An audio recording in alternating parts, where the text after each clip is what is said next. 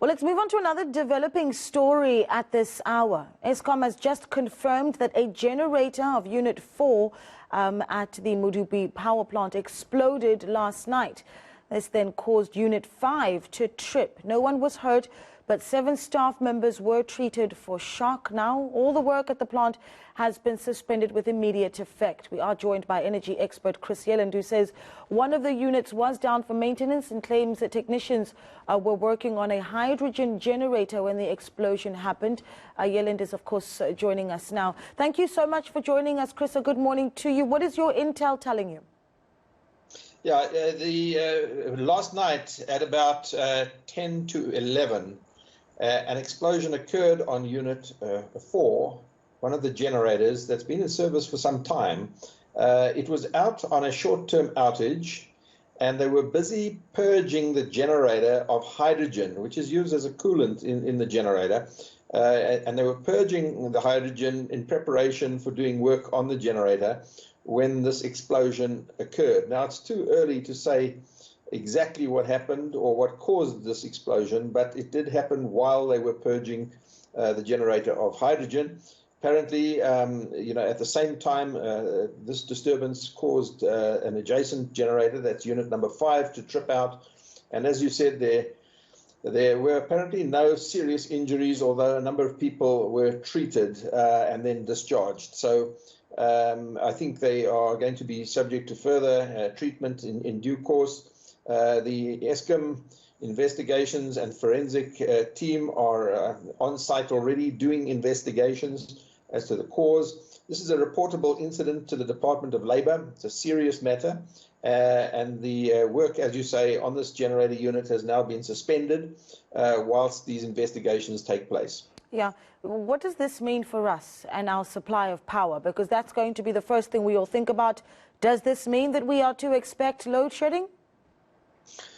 Well, each of these generators generates a net output of 720 megawatts.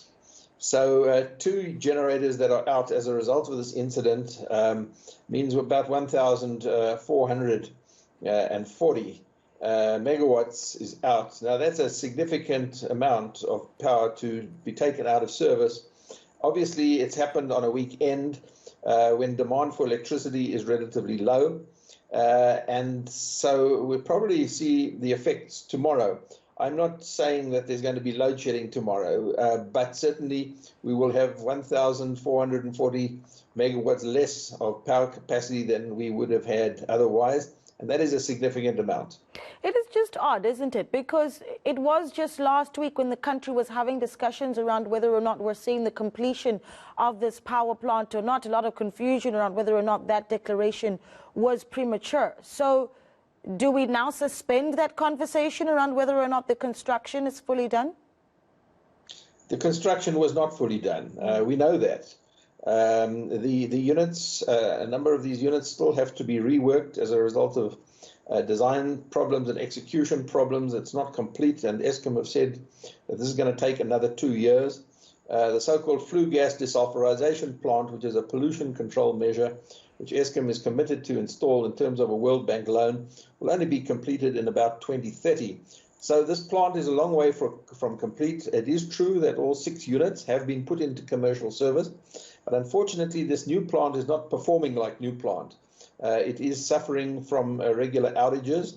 The energy availability factor of the first 5 units of Medupi for the first 7 months of this year was only 63%. Our new plant should be performing with an availability of perhaps 85, 90%. So the fact that these units are only performing with an availability of 63% just gives you an indication that things are not right yet. This kind of explosion obviously is not to be expected and should not occur, but it has occurred, and incidents do occur from time to time. But again, it's a sign that things are not really performing as they should be at Medupi and Kusile for that matter. Yeah, and I want to sit with that a little bit, because when you hear and we read about an explosion at a power plant, when we have massive power supply issues in the country, this has massive economic implications as well. Just the message that it sends to the international community around our economic future, considering that we just can't get our power supply under control? Yeah, look, the solutions to South Africa's power needs are not going to be coming from Eskom's old power stations. The new power stations should be performing like new power stations, and there's still work to be done to get there. But the real thing is that a number of the old power stations are being decommissioned. And so we really need to replace them with new power plant that is performing like new power plant. That comes in terms of public procurements, in terms of the risk mitigation IPP program, the renewable energy IPP program, the gas to power program, the new coal program, all of which, by the way, are running behind schedule. So we have a gap right now. And that gap can only be filled in the short term by self-generation, distributed generation, embedded generation on the customer's plant premises. In other words, customers have got to become part of the solution going forward.